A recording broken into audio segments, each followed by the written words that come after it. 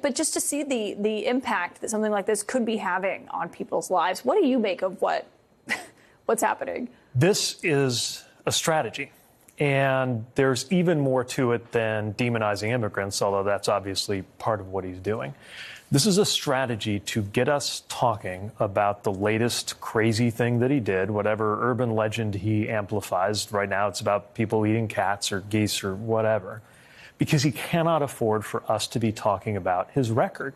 He doesn't want us talking about the fact that we lost manufacturing jobs on his watch, even before COVID, which is why the United Auto Workers are against him. He doesn't want us talking about the fact that his main economic policy promise he actually kept was to cut taxes for the rich. He doesn't want us talking about how he demolished the right to choose in this country, that he's the reason that even IVF could be banned in many places in this country. The last thing he wants us to do is to talk about his record or his agenda.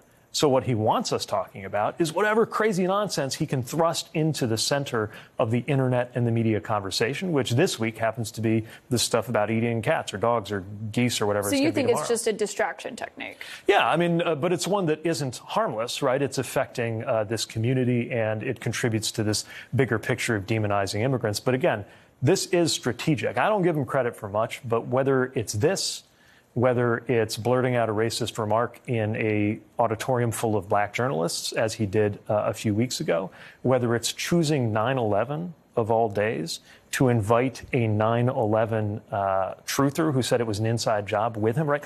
All of these things are to a purpose. And the purpose is to do something so outrageous that we have to talk about it, that journalists have to go in, if for no other reason than to run it down and debunk it when it's false. And to try to suck up all the oxygen into that so that we're not talking about his profoundly unpopular policy agenda, Project 2025, and all of the failures of his actual time in office.